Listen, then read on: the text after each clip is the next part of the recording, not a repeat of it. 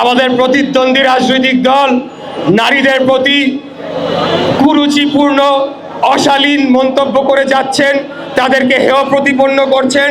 বিশেষ করে আমরা দেখেছি 2 দিন আগে কর্মজীবী নারীদের প্রতি এই ধরনের কুরুচিপূর্ণ অশালীন মন্তব্য করা হয়েছে, যা কোনোভাবেই গ্রহণযোগ্য নয়।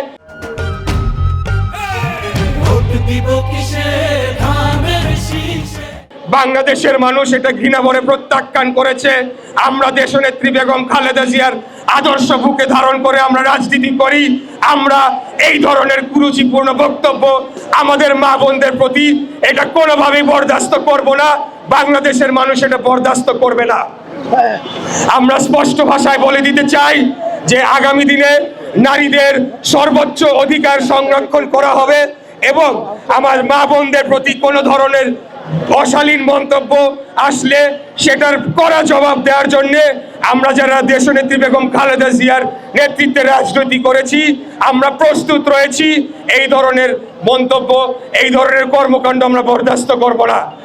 আপনারা দেখেছেন নারীদের কর্মঘণ্টা কমিয়ে দেওয়ার কথা বলা হয়েছে। এটা একটা সুদূর প্রসারী চক্রান্ত। যদি এই স্বাধীনতা বিরোধীরা কোনোভাবে বাংলাদেশের রাষ্ট্র ক্ষমতা দখল করতে পারে, নারীদের তারা গৃহবন্দী করবে, কর্মজীবী নারীদের তারা কি অবস্থা করবে সেটা আমরা জানি না। তবে আমরা কথা দিতে চাই, ইনশাল্লাহ সারা বাংলাদেশে ধানের শীষের পক্ষে যে জোয়ার উঠেছে, আমাদের নেতা দেশনায়ক তারেক রহমান বাংলাদেশের যেই প্রান্তেই যাচ্ছেন জনতার ঢল নেমেছে। আমরা বিশ্বাস করি আগামী 12 ফেব্রুয়ারি বাংলাদেশের জনগণ বিপুল ভোটে ধানের শীষকে জয়লাভ করিয়ে আগামী দিনে সরকার গঠন করবে ইনশাল্লাহ। আমাদের নেতা দেশনায়ক তারেক রহমান আগামী দিনের প্রধানমন্ত্রী হবে।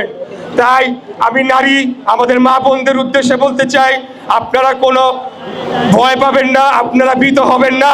আপনাদের পাশে বাংলাদেশ জাতীয়তাবাদী দল রয়েছে। আপনাদের অধিকার সমুন্নত রাখার জন্য আমরা আমৃত্যু কাজ করে যাব। আমি আপনাদের একটা অনুরোধ জানাতে চাই, আগামী 12 ফেব্রুয়ারি যাতে যে কোনো মূল্যে আপনারা সকলেই ভোট কেন্দ্রে যাবেন। বিশেষ করে নারী আমাদের মা বোনদের উদ্দেশ্যে বলছি, আপনারা ভোট কেন্দ্রে গিয়ে ধানের শীষের পক্ষে আপনাদের মূল্যবান ভোটটি দিবেন।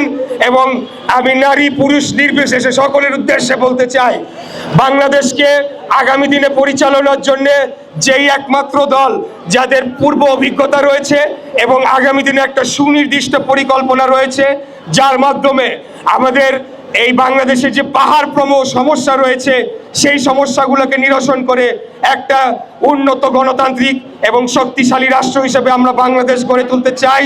সেটিকে সফল করার জন্যে আপনারা অবশ্যই আগামী 12 তারিখ ভোট কেন্দ্রে যাবেন এবং ধানের শীষে ভোট দিয়ে আমাদেরকে জয়যুক্ত করবেন। আমাদের দলের চেয়ারম্যান দেশনায়ক জনাব তারেক রহমান, ওনাকে নিয়ে আমরা ধূপখোলা একটা জনসমাবেশ করার চেষ্টা করছি। আমরা প্রস্তাব দিয়ে রেখেছি।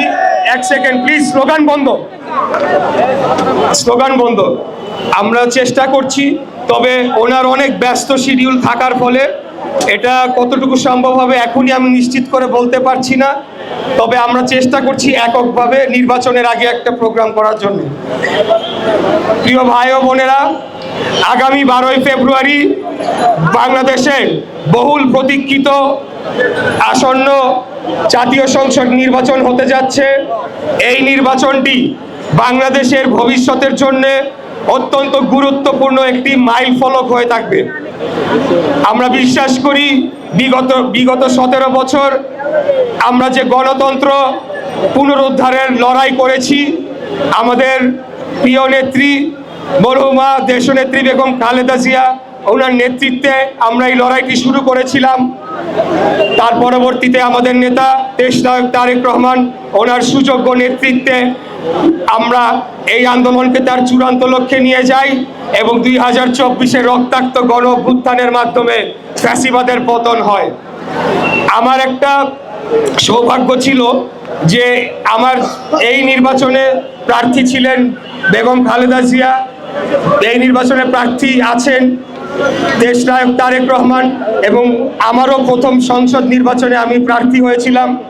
আমি ভেবেছিলাম হয়তোবা আমি সেই সৌভাগ্য আমার হবে যে এই সংসদে দেশনেত্রী বেগম খালেদা জিয়া থাকবেন, দেশনায়ক তারেক রহমান থাকবেন, সেই সংসদে আমিও থাকব এবং জনমানুষের যে দাবি দাওয়া নিয়ে সংসদে উত্থাপন করে আপনাদের দাবিগুলা সংসদে উত্থাপন করব। তো যাই হোক, মহান আল্লাহ তাআলা আমাদের প্রিয় নেত্রীকে নিয়ে গিয়েছেন, আমরা সকলে ওনার জন্য দোয়া করি। ওনার যে ত্যাগ, ওনার যে অক্লান্ত পরিশ্রম এবং ওনার যে গণতন্ত্রের সাথে আপোষহীনতার যে উনি একটা উদাহরণ রেখে গিয়েছেন, সেটাকে আমরা বুকে ধারণ করি। 12 তারিখ সারাদিন, 12 তারিখ সারাদিন, 12 তারিখ সারাদিন, 12 তারিখ সারাদিন, সিল মারো ভাই, সিল মারো, সিল মারো ভাই, সিল মারো।